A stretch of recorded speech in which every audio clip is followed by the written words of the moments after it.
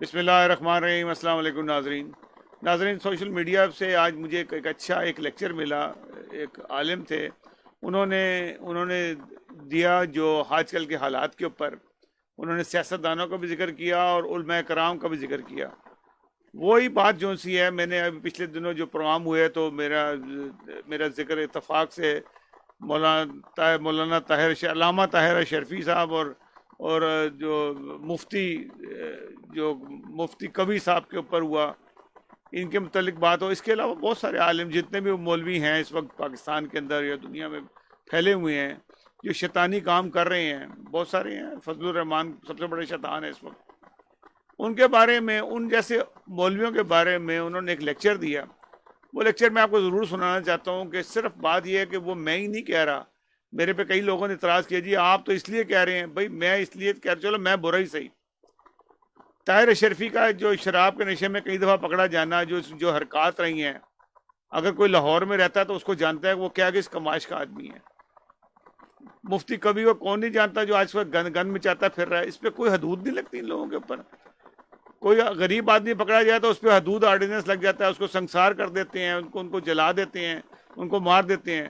مفتی کبھی کو کیوں نہیں مارتے ہیں؟ وہ کہتا ہے کہ ایک شادی کرو اور باقی نکاح کرو۔ نکاح کیا ہوتے ہیں؟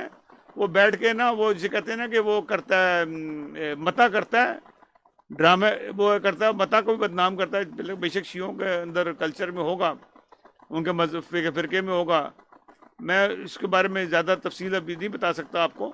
بہرحال وہ ڈرامہ کرتا ہے، متا کرتا ہے، اور پھر اس کے بعد وہ فارغ ہیں۔ اسے 24 کہتا ہے میں 24 ابھی تک نکاح کر چکا ہوں۔ ایک شادی کر لو اور 24 نکاح، یعنی کہ اسے نکاح کر کے ان کو ایک دن 2 دن کی رکھا اور کو فارغ کر کے بھیج دیا پیسے دے کے۔ تو یہ جو بدفعلیاں کرتا پھر رہا ہے یہ آدمی، اس کو پکڑنے والا کوئی نہیں ہوتا، کوئی قانون نہیں لگتا۔ اسلامی جمہوریہ پاکستان میں، ریاست مدینہ میں ایسا کوئی قانون نہیں لگتا۔ تو نہ، بہرحال میں یہ بات لمبی ہو گئی، میں آپ کو جو عالم صاحب ہیں ان کا ایک لیکچر سناتا ہوں۔ وہ لیکچر سنیں، آپ کو خود پتہ لگے گا کہ وہ آپ ہی کے جو عالم ہیں وہ کیا کہہ رہے ہیں ان خبیث مولویوں کے بارے میں۔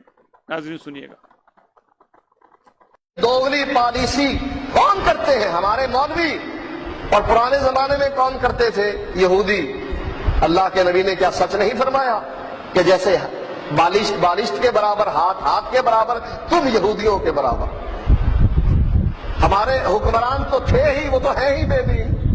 اگر حکمران جامع صحت تجویز کرے وہ تو ہے ہی بے دین، الٹے ہاتھ سے کھائیں وہ ہے ہی بے دین، کھڑے ہو کر موتے ہے ہی بے دین، شلوار قمیض کی بجائے وہ ستھن پہنے جس میں صرف رنگ ہی بدلا ہے، باقی جسم سے چپٹی ہوئی ہے ہی بے دین۔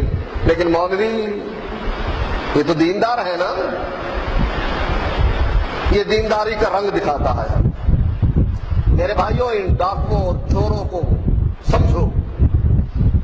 جیسے سیاستدان کہتے ہیں نا، عمران خان کہتے ہیں ہم انصاف دیں گے، ہم ایماندار ہیں، ہمیں پرکھو۔ ان مولویوں کو بھی پرکھ لو، سیاستدانوں کو تو پرکھنا ہے۔ ان کو نہ بھی پرکھا تو دنیا ہی برباد ہوگی۔ اگر ان مولویوں کو نہ پرکھا آپ کی آخرت برباد ہو جائے گی۔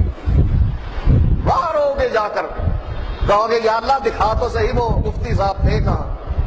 اللہ کہے گا کرو گے کیا؟ کہاں رگڑیں گے ان کو اپنے پاؤں کے نیچے، نہ جعلہما تحت اقدامنا، رگڑیں گے ان کو، اوپر چڑھ جائیں گے۔ کم بختو، تم نے ہمیں کتاب و سنت کی تعلیم کی بجائے اپنے امام کا دروازہ دکھایا کہ یہ بہشتی دروازہ ہے، یہاں سے گزر جاؤ پاک پتن میں جا کر۔ دیکھنا کسی ڈاکٹر کے بارے میں پتہ لگ جائے کہ یہ سٹیرائڈ دیتا ہے، جاؤ گے اس کے پاس تو یہ بدبخت ہماری زندگی سے کھیلتا ہے۔ پتہ لگ جائے کہ یہ دکاندار ملاوٹ کرتا ہے، جو تیل پکانے والا ہمیں دیتا ہے وہ مردہ جانوروں کا ہوتا ہے، جاؤ گے اس کے پاس، کہے گا کینسر ہو جائے گا اس سے۔ لیکن جس مولوی کے بارے میں پتہ لگ جائے کہ یہ ہمارے دین سے کھیلتا ہے، آخرت برباد کرتا ہے، اس کو جا کر سلوٹ ہر روز کر دیتے۔ مولوی صاحب کتنے پیسے چاہیے؟ لو میں دیتا ہوں آپ کو، چندہ چاہیے نا، میرے بھائیوں یہ آپ کی غلطی ہے، مولویوں کی نہیں. یہ 2 نمبری جو مولوی کرتے ہیں اس میں قصور آپ کا بھی ہے، آپ بھی جرمدار ہیں. کبھی نہیں پوچھا مولوی صاحب کہاں سے فرما رہے ہو یہ 30واں 10واں 40واں عرس برسی، یہ کنڈے یہ شبرات کہاں سے فرما رہے ہو؟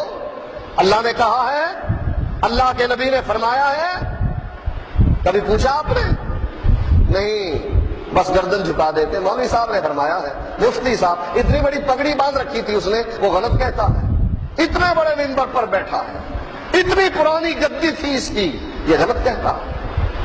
میرے بھائیوں یہ اپنی جان سے آپ خود کھیل رہے ہیں نا. سٹیرائڈ تو خود آپ مانگ رہے ہیں نا کہ دو ہمیں سٹیرائڈ، وقتی طور پر اٹھا دے گی اور پھر ساری زندگی مرتے رہو. اس زہر کو کھا کر. اس زہر سے زیادہ خطرناک یہ دین کا زہر ہے جو آپ کی قبر کی زندگی برباد کر دے گی، میدان محشر کی زندگی برباد کر دے گی. آپ کو ہمیشہ ہمیشہ کے لیے اس جلتی ہوئی آگ میں جلنا پڑے گا جس کا ایندھن انسان اور پتھر ہے. بدل لو اپنے آپ کو، چھوڑ دو یہ سستی. دین کے معاملے میں کوئی ضرورت نہیں بحث کرنے کی.